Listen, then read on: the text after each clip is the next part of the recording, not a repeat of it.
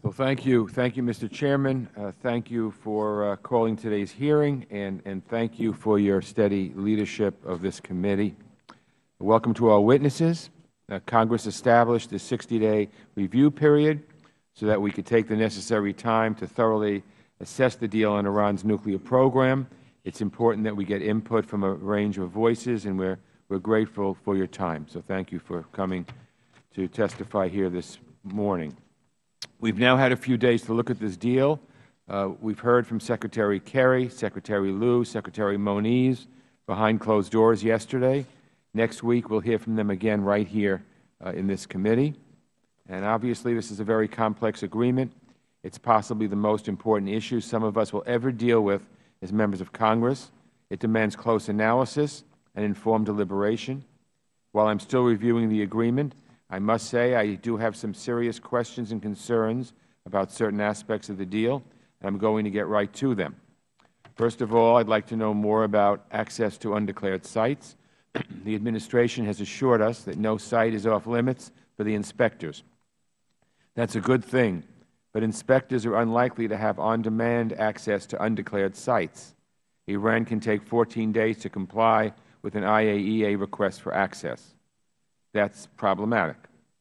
Suppose after that Iran still blocks the way. Members of the Joint Commission could take another 7 days to resolve the IAEA's concerns. Iran then has 3 more days to provide access. And if Iran continues to say no, another month could go by while the dispute resolution mechanisms run their course. My concern is that Iran could use that time period to sanitize sites and avoid detection if they are breaking the rules. Secondly, I'd like to look at the arms embargo and ballistic missile sanctions. For months and months, we were told these programs were off the table. But under the agreement, the ban and embargo will be lifted in a few years. To me, that seems like throwing fuel on the fire. If the deal goes forward, we need to think long and hard about what steps we can take to prevent Iran from causing even more trouble in the region once these restrictions are lifted. On the topic of sanctions relief, I'm concerned about what Iran will do when sanctions are phased out and the spigot is turned back on. Iran is obviously a bad actor. This is a regime that orchestrates coups, supports terrorist groups, violates the human rights of its own people, and projects instability and violence across its neighborhood. Iran may use these new resources, tens of billions of dollars, to improving the lives of the Iranian people. But I'm willing to bet such programs won't come at the expense of Hezbollah, Shia militias, Hamas, or the Assad regime.